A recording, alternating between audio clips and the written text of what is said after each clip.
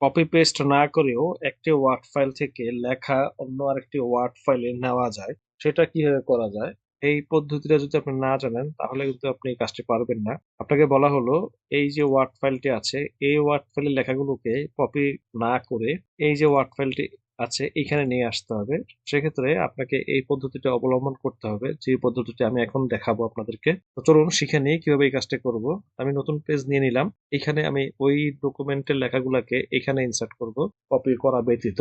এই কাজটি করতে গেলে আমাকে ইনসার্ট মেনুতে যেতে হবে, দেন টেক্সটের মধ্যে এখানে আমরা পেয়ে যাব অবজেক্ট। অবজেক্টের আন্ডারে আরেকটি টুল আছে, সেটা হচ্ছে টেক্সট ফ্রম ফাইল। এটা সিলেক্ট করতে হবে।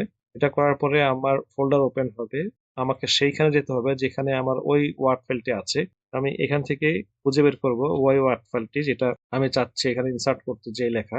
আমি এই যে ওয়ার্ড ফাইলটা, এটা হচ্ছে সেই ফাইল, এটাকে আমি ইনসার্ট করে নিয়ে আসবো এইখানে। দেখুন ইনসার্ট করা মাত্রই আমার ওই ওয়ার্ড ফাইলে যে লেখাগুলো ছিল সেগুলো এখানে ঠিক চলে এসেছে, ওই ওয়ার্ড ফাইলের মতোই। আমি একটু ওই ফাইলটা ওপেন করে দেখি আপনাদেরকে।